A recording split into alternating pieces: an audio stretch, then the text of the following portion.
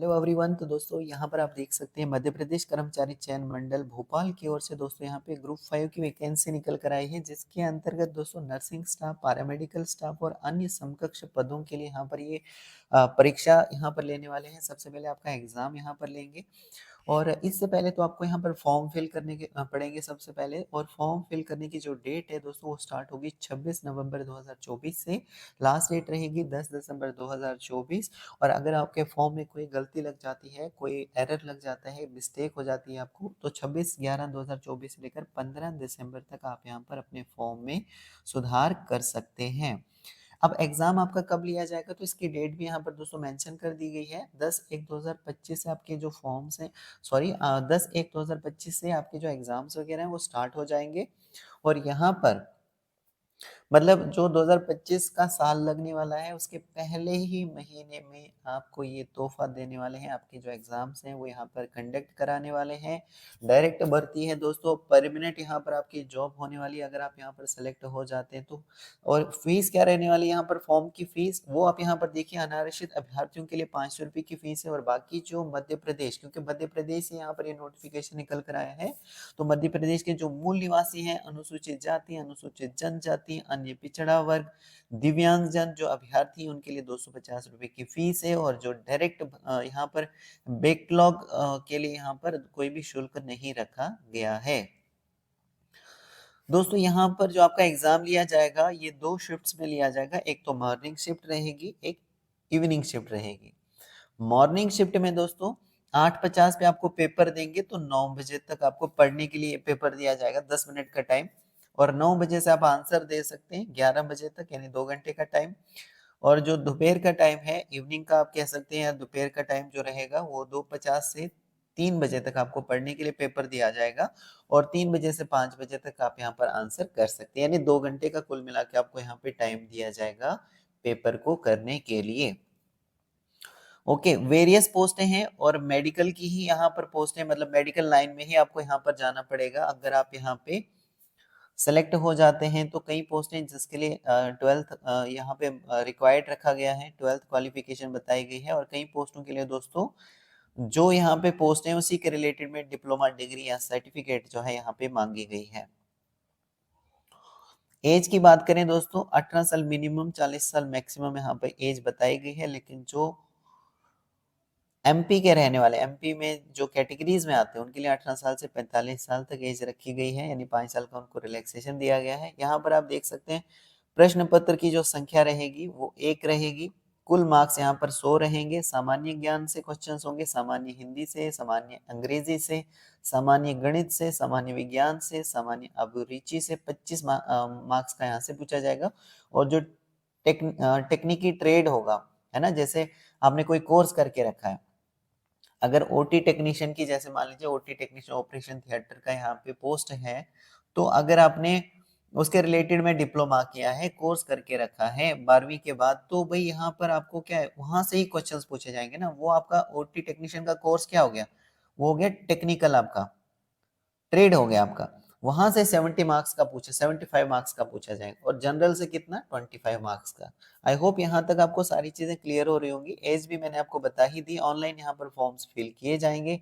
और यहाँ पे देखिए, खुली प्रतियोगिता से सीधी भर्ती के भरे जाने वाले पदों के लिए 18 साल से 40 साल रखी गई है। और मध्य प्रदेश के जो मूल निवासी हैं, अनुसूचित जाति, अनुसूचित जनजाति, पिछड़ा वर्ग, महिलाओं के लिए, तो इनके लिए क्या है, यहाँ पे 18 साल से 45 साल तक एज यहाँ पे रखी गई है। दोस्तों जैसे मैंने बताया ना, वेरियस पोस्टें हैं, तो अलग अलग पोस्टों के लिए अलग अलग यहाँ पे क्वालिफिकेशन रिक्वायर्ड रखी गई है। कई पोस्टें हैं जिनके लिए ओनली 12th पास अगर आप हैं, और 12th भी आप अगर फिजिक्स, केमिस्ट्री, बायो से, क्योंकि मेडिकल लाइन में जा रहे हैं तो फिजिक्स, केमिस्ट्री और बायो जैसे सब्जेक्ट 12th में होना जरूरी है। और अधिक जानकारी के लिए यहाँ पर इन्होंने विभाग की वेबसाइट बताई है, gad.mp.gov.in, तो इस पर जाकर भी आप यहाँ पर डिटेल में रीड कर सकते हैं, पढ़ सकते हैं।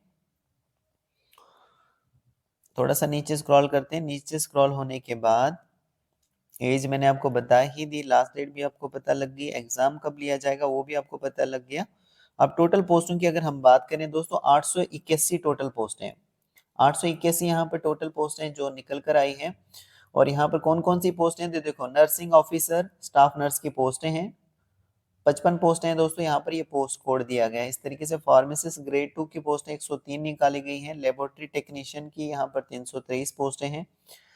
रेडियोग्राफर की यहाँ पर 76 पोस्टें हैं। ओटी टेक्नीशियन की 144 पोस्टें हैं। इसी तरीके से आपको यहाँ पे चेक करते जाना है। नेक्स्ट यहाँ पर अगर हम बात करें जिनमें ज्यादा यहाँ पे पोस्टें निकल कर आई हैं वो है lab attendant, dissection hall attendant, OPD attendant, dresser grade 2 और डायलिसिस अटेंडेंट।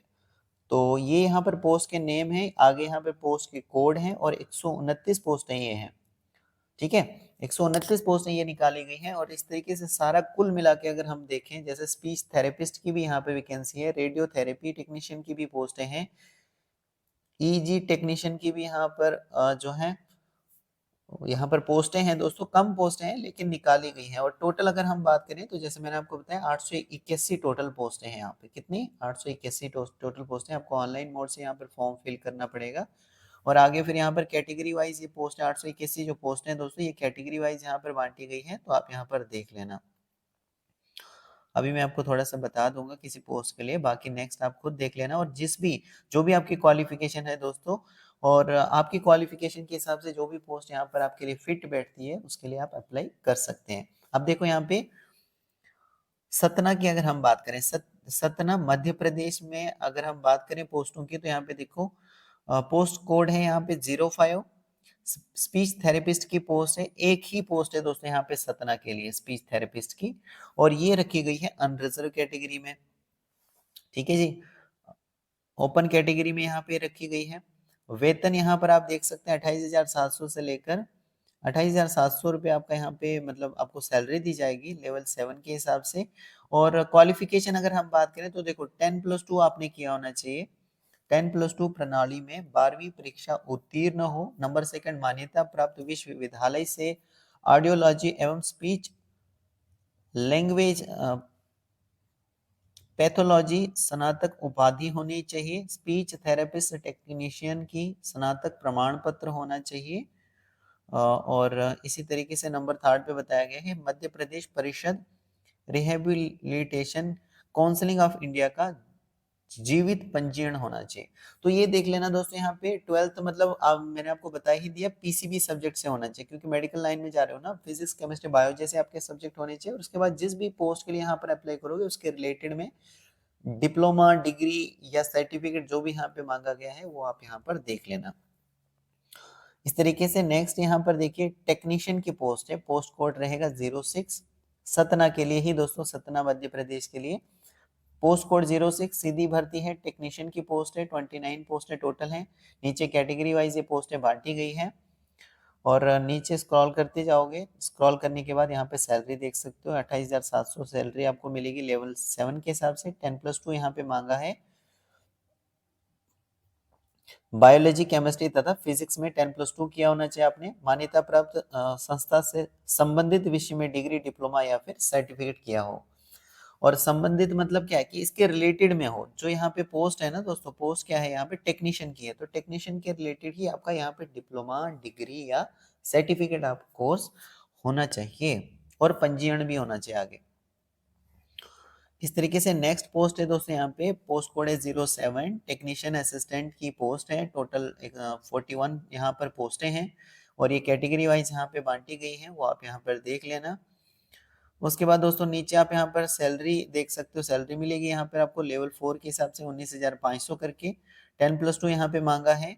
और इसी के रिलेटेड में यहाँ पे डिग्री डिप्लोमा या फिर सर्टिफिकेट कोर्स जो है होना चाहिए।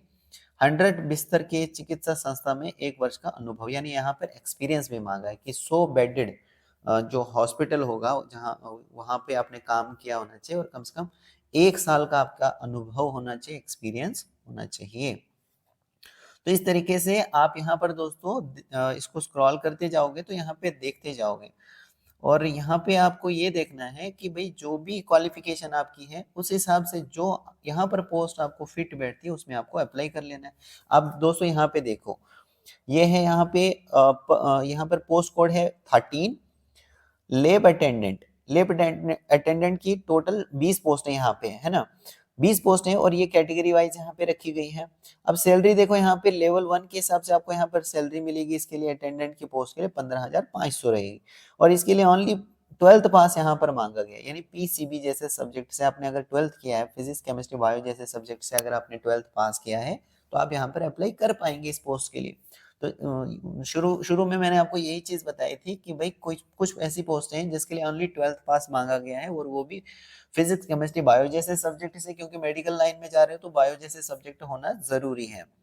और कुछ ऐसे यहाँ पे पोस्ट हैं जैसे ओटी टेक्नीशियन की पोस्ट है, तो ओटी टेक्नीशियन मतलब ऑपरेशन थिएटर, तो ऑपरेशन थिएटर का अगर कोर्स आपने करके रखा है, चाहे डिप्लोमा हो चाहे सर्टिफिकेट हो या फिर कोई डिग्री कोर्स करके आपने रखा है, तो आप यहाँ पर जो है अप्लाई करोगे, है ना।